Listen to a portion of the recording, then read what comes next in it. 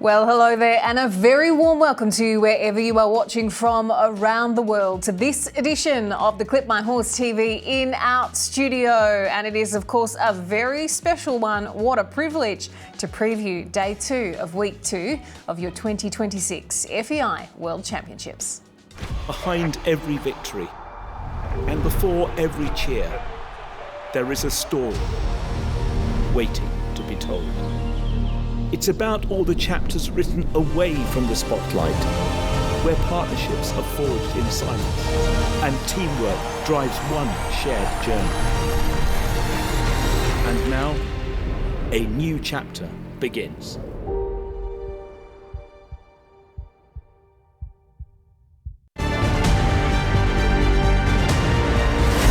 Presented by Hetzel Horses.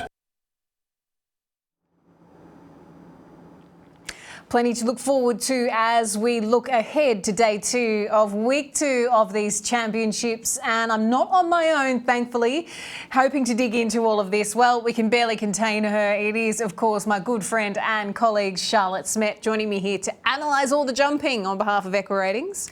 It is so exciting to be here. We've already had such a thrilling day on day 1. Cannot wait to see what's to come. Yeah, plenty, I expect. Plenty, Charlotte, and lovely to have you alongside me to do just that. There's lots to come in the sport as well. Just to set you up for your Thursday, this is what you can look forward to on FEI TV, of course, powered by Clip My Horse TV. At 8:30 a.m, we see the Para Dressage World Championship Para Grand Prix A, levels 4 and 5. That kicks off. So grades 4 and 5 kicking off at 8:30 a.m. Nice and early. At 9 a.m, the FEI World Championship Jumping second competition. That kicks off. Contain yourself, Charlotte. And this is, of course, German time, so just check your local schedules as well. 10:30 sees the driving, the 4 in hand kicking off. It is technically dressage for driving and really something to see. So plenty to check out there. Do not miss a moment of all of that. We've had the pleasure of getting to know this wonderful venue over very many years, but it is certainly a sight to be seen at a World Championships. And our reporter Hannah Robson has been taking a look around the town that's hosting them.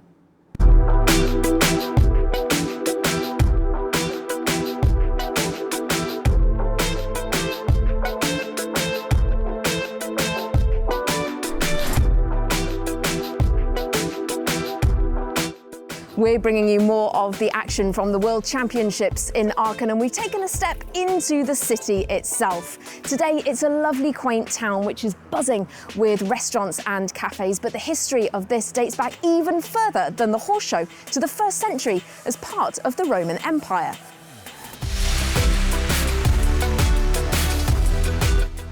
So why did the Romans settle here? Well, Aachen is famous for natural hot springs, and they built luxurious bathhouses all around the area. And you can still see some of that hot spring water today, even in fountains like this. This one also has these bronze sculptures, and it is said to be lucky if you touch those. Maybe some of our athletes will be coming here to do just that ahead of this week.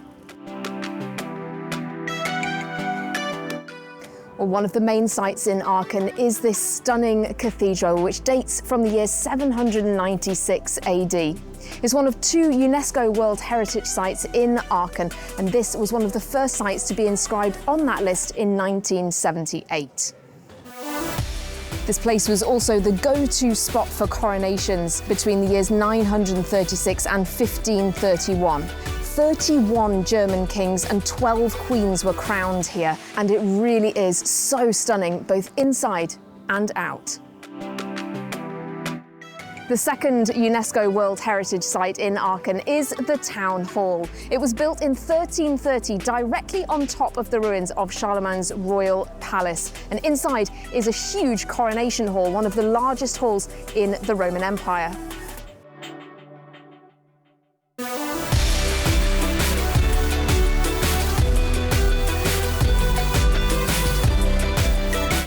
Well, Aachen also has its very own local delicacy, the Aachener Printen. It's a little bit like a German gingerbread, and it's protected by the European Union, so you can only actually have those baked in the city itself. this shop has done some very special biscuits. Maybe we'll take some home for this week's athletes.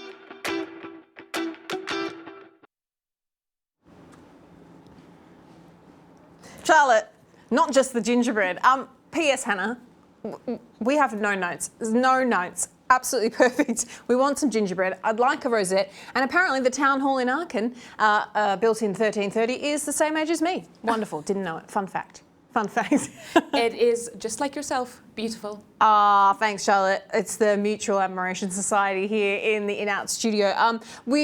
This is an incredible venue. We've talked about this. It is just, like you say, this is your church, isn't it, Charlotte? Oh, absolutely. This is where every rider, vaulter, driver dreams of being at one point in their career. It is just so special for the jumping. You know, you canter in this beautiful arena. The stands are usually packed. The grass is so green. You have the water elements. This is specific venue. You also have the dressage arena in the middle of the arena because of the World Championships. There's so much going on. It is so special, and it's the dream. Yeah. I'd love to go and actually canter a horse in there one day. Maybe one day. Yeah, absolutely. It is the dream indeed. An amazing venue to host all of these amazing athletes. We've seen so much incredible action over the course of day one. I think that there were some thrills and spills and surprises in that speed class, but now we come to day two. And of course, the format is all important when it comes to a World Championships, and particularly so in the jumping. Of course, we have individual standings and team standings, and everybody is vying for their place. To explain how things are going to work on day two in the jumping, here's Rosie Russell. The championship now enters the team final. This is round one of the battle for World Championship team medals in a Table A format. By now, every nation has already completed the speed competition, and those results continue to matter. The scores earned in the opening round are carried forward, meaning every team arrives with a running total already on the board. Each nation can field up to 4 riders, but only the best 3 scores count towards the team total. This means one score can be dropped. If one rider has a difficult round, the team still may be able to absorb the result, but there is a limit to how many mistakes a team can afford. One fence might only move a nation down a place or 2. Several mistakes can completely change the leaderboard. Today's goal is qualification. Teams are fighting to secure a place in the next round of the team final and keep their medal hopes alive. At the same time, riders are also trying to protect their individual championship chances. Every penalty picked up here follows them onto the next stage of the competition. That's why this round is often full of pressure. Every rider knows their results affect not only themselves, but their entire team. As the competition unfolds, watch how the team totals change after every round. After this round, only the 10 best teams will progress on to the second and final round of the team championship. Because by the end of today, some nations will move one step closer to a world title. Others will see their championship challenge come to an end.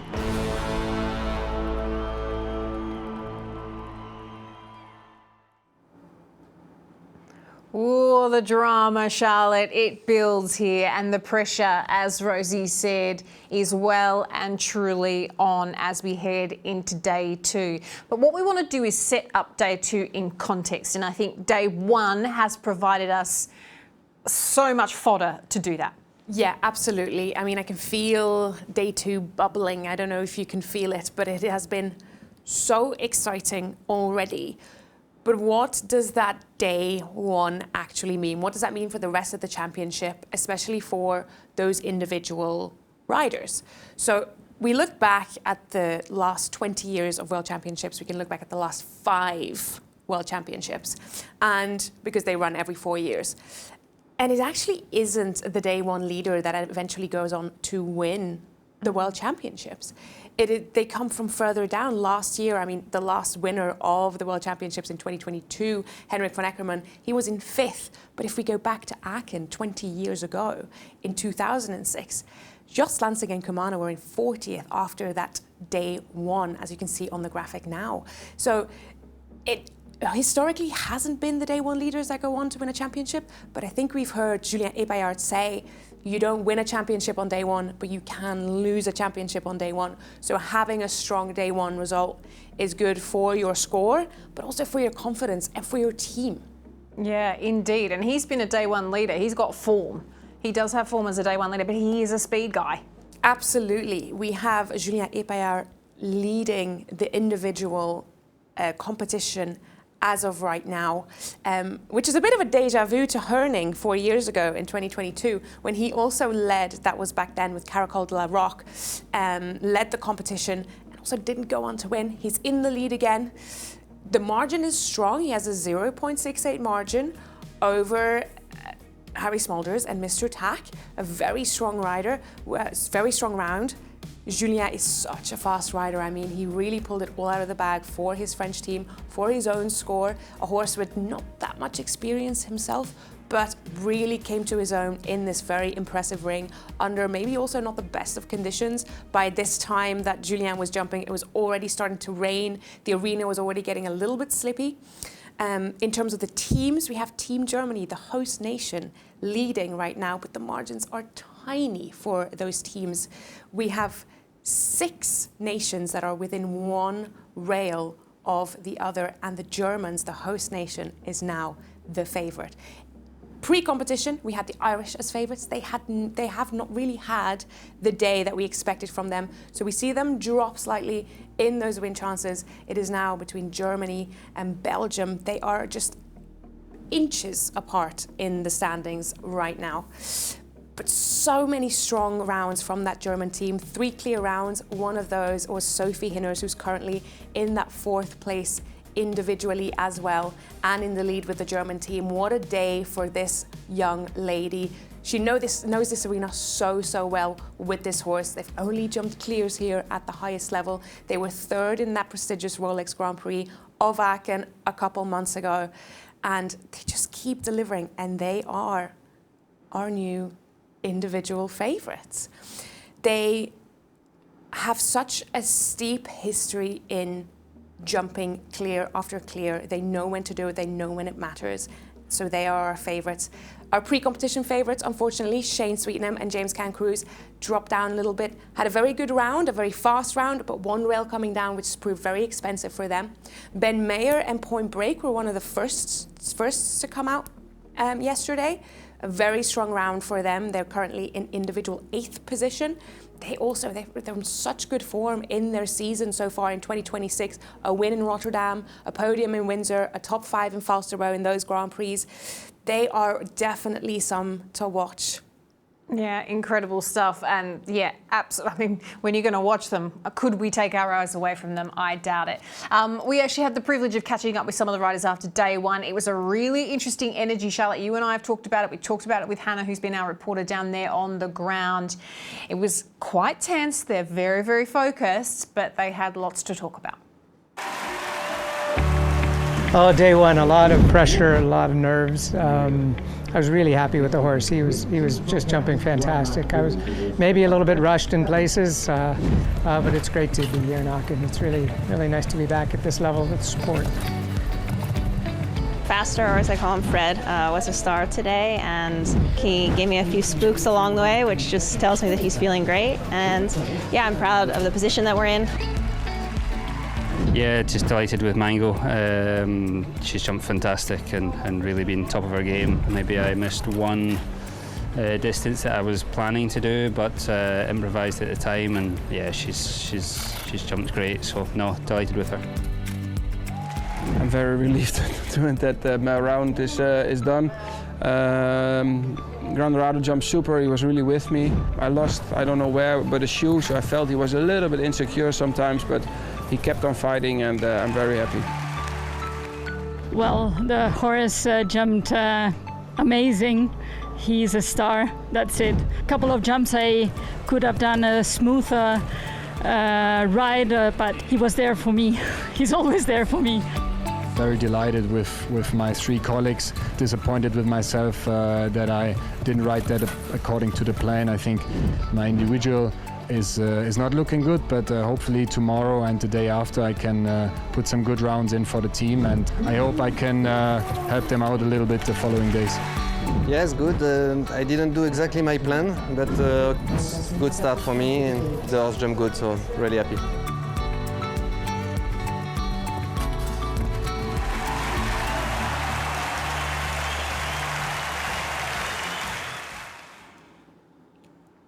Yeah, really good to hear from our riders there. Super focused, very serious, but quite, I guess, pragmatic about where things lie after the day. Richie Vogel, very disappointed, I think, just in himself there to have that one down. And for his team, for himself, yeah. Yeah, definitely. But also, there's a lot of jumping still to be done. And like he said himself, the team is in an exceptional position right now. They're in the lead on home soil. And I think a lesser round like he had will only motivate him to do even better, especially for the team. I think sometimes that's even more of a motivator than an individual placing, is when your team is relying on you. Yeah, absolutely. And we saw Scott Brash talking about Mango there. That was a terrific performance out there today from them. That was such a lovely round. And to be honest with you, I never thought that someone would come in and beat that time. Two managed to do it, Harry Smolders and Julien Epaillard. But he stood as the leader for quite a while in this competition, and so exceptional. It is, so, again, a horse that doesn't have that much experience. Scott has a lot of other horses that have a lot more experience, but he must have known that this is the Mango that was going to be presented in Aachen, because she looks exceptional. The very piece of fruit. You always got to have the choicest piece of fruit, and she is the one. That's the Mango. Of course. Speaking of the British team, Hannah has been down, obviously catching up with all of the riders, but she was also able to grab a quick word with the chef de keep of the British team, and that's Di Lampard. Yes, I'm absolutely thrilled to be joined by Di Lampard, who of course is at the helm of the British team. Di, first of all, day one was very successful for our riders. Talk to us about that. Really happy. We had an early draw, and Ben set everybody up with that really good clear round. First place to go. Now talk to me about the team competition. That's what we're looking at now. We've got 2 days. How does that play out for you? Really looking forward to it. I think we're in a good position there after the individuals have jumped tomorrow morning. I believe we've probably finished overall fourth today, which there's not a fence in it. So we're really looking forward to the challenge. This is the bit that we came for. Tell me about the team, because this is a very strong squad. Yep, I mean, we always go out with Ben first. I mean, normally, you know, he sets the tone for the rest of the team. Followed by Harry with his new partner Frida. They've forged a great partnership, and looking forward to seeing them again in that ring tomorrow. And we've got Adrian, that's been really good, the backbone of our Nations Cup teams this year, and it was nice for him to have no pressure for a jump round today, so looking forward to a good performance from him tomorrow. And of course, well, what do you say about Scott? I mean, outstanding performances through his lifetime, let alone you know, here in Aachen. The record in Aachen is amazing. Yeah. Well, I spoke to Scott on the first day of competition, and we were saying, you know, he's got so many good horses. Actually, a lot of our riders have very good horses here on the British team. How do you make that decision, which horses to field for championships like this? It takes its own shape throughout the season. The horses tell you which are the championship ones, and you know, then the riders, you go with what the riders are comfy on. When they, like you say, they probably have a choice of 2 horses or even 3 horses. We're fortunate that we can wait till the last minute. We put the horse forward that we think, and if we need to change, it's great for the welfare of the horse that we can change. So talk to me about British show jumping as a whole. You know, we know that the championships have gone very well in the past few years. How does that feel as in someone who's in your role? I'm unbelievably proud of the team, and you know, we keep building. You know, we've had 4 gold medals on the trot. It's just absolutely amazing. The Europeans last year with a new look squad as well. We keep sort of blooding riders at this level, which is fantastic. And we want to build a big squad, and I think the British squad as a whole is getting bigger, getting stronger, and it creates a momentum of people behind that want to come and be part of the teams, even if it's not championships. They look to achieve to be 3-star riders at teams, and we've got a lot of riders available for us at the moment, which is great. So we just need to bring them up to this level. Which other teams, finally, are you looking at? Which ones do you think would be the biggest challenges to the British team? We don't look at the teams. We look straight forward. We very much focus on our horses and the course that's in front of them. I think that competition side comes as you progress through competitions. At the end of tomorrow, if all the horses go well and the riders are on form, that's all we ask for. Everybody gives their best. Fantastic. Well, wishing the team, of course, best of luck. Thank you very much. So quite a lot to come in the team competition. Lots of teams to go again on day 2. Well, thanks to Hannah, and a huge thanks to Di Lampard there. She's a regular here in the In-Out studio, and we always love to hear from her because what an incredible human, what a story, what a legacy, and what an absolute superstar of the sport. Wonderful stuff. We're going to turn our attention away from show jumping, if we can bear it, Charlotte. I'll allow it. You'll allow it. You will permit that. We want to talk about driving because day 2 of week 2 kicks off the driving, and it is really super to watch and super exciting. We're going to dig right into this, and of course it's contested over 3 phases. So there's in the 4 in-hand competitions, dressage, marathon and cones. So you can get right into it. You can really dig into how driving works, and of course you're accumulating penalty points throughout the phases with the lowest overall score determining the winner. So there's a little bit to learn, there's a little bit to know all about it, but if you get started on day 2, you're guaranteed not to be able to look away all week. It is something to behold. We're going to be covering plenty of the driving, of course, in the In-Out studio. Our reporter John Kyle filed this report a little earlier. Our 6th World Championships to leave the start line is going to be that of 4 in-hand driving, one of the most closely fought disciplines that we're likely to see over the course of these 2 weeks. Playing out as ever here at the Aachen venue on the big grass driving field for cones and dressage, and out onto the marathon, which really has been rejuvenated this year for these World Championships. Some of the big names, of course, you can't look beyond. Boyd Excel, can he be challenged for the win? Well, yes, you might look at Bram Chardon amongst others, Koester Ronde from Belgium, and those nations then as well. Belgium, the Netherlands. Who else might challenge in the team competition? They are feeling very, very confident. What about the king of dressage at the moment in this sport, Chester Webber of the United States of America? So you can follow all the action, and don't forget, it looks so similar to eventing, but it's the nuance, the difference. It's teams of just 3 drivers. It is a discard score system, just like eventing, but they can drop a different score, a different dressage, a different marathon, a different cone score. And in marathon, what I particularly love, there's no such thing as a clear inside the time. Every second inside an obstacle is penalties, and therefore marathon day will throw the cards in the air, and then we'll see where they fall going into the final cones. So that's our 6th World Championships, FEI Driving World Championships here at Aachen, and we are really looking forward to it. We certainly are, and all of the action, of course, kicking off on FEI TV and Clip My Horse TV on day 2 of week 2 of this championships. Do not look away from the driving. Dig in and get set for some high-paced action.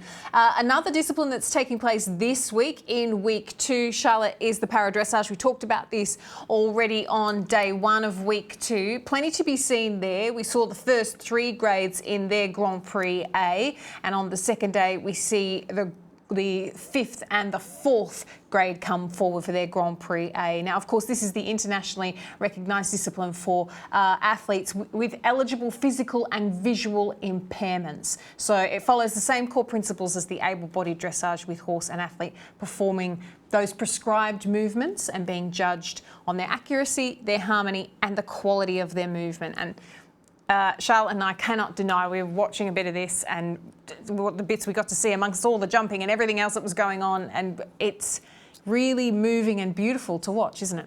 It's lovely to watch. it's different, but it makes you feel a lot of things, and it's lovely to see. And these people are so into their sport, and they're so excited about their sport, and it's beautiful to see. Yeah, and it really does illustrate the role of a horse in just a completely different way, and the role that horses play in all of our lives in various ways. Incredible stories behind the sport of para-dressage, and it is absolutely fantastic. Now, this man, he's Eddie everywhere this week. We've already seen John Kyle, we've heard from him. He's covering the driving for us in the In-Out studio. He has also got eyes on the para-dressage, and he's been taking a look at what's been going on so far. Here at Aachen, the Para-Dressage World Championships are well underway. Day one has seen 3 sets of individual medals be awarded, with the other 2 grades coming forward for their test today.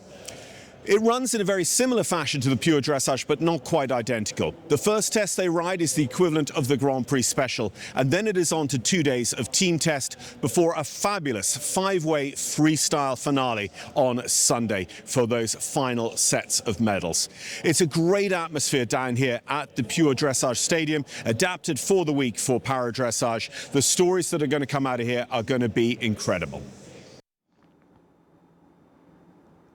They really are. We've already had medals awarded. We've already had some incredible stories, seen some rider reactions coming out of the para-dressage, and plenty more to come. So make sure you are keeping your eyes on it all throughout the course of this week. There's plenty of sport coming your way. Let's set it up. How does this day 2 of week 2 look? What day is it? Goodness only knows. Goodness only knows.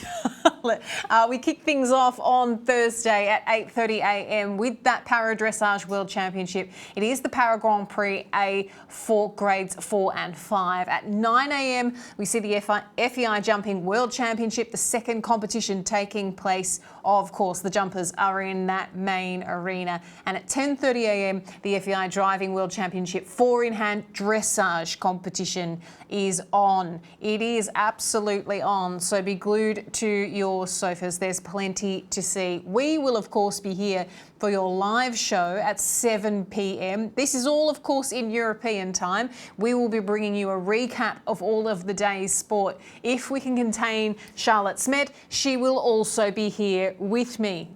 Absolutely, and I, again, can't wait. She absolutely can't wait for day 2. Goodness knows what day 2 has in store for us. We are very, very excited. It's got a lot to look forward to and a lot to come. Thank you so much for joining us on this show. Have a fantastic day 2. Don't look away, and we'll see you in the live show. Until we do, take care.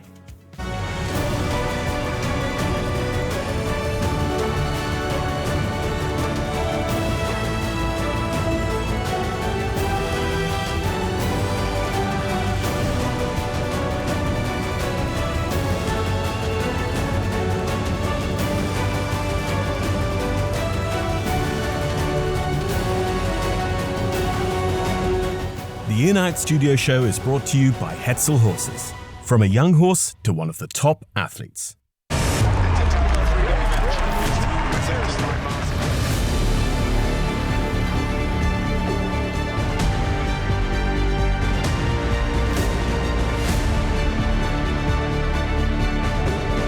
He's up and over, he's got goals! 13.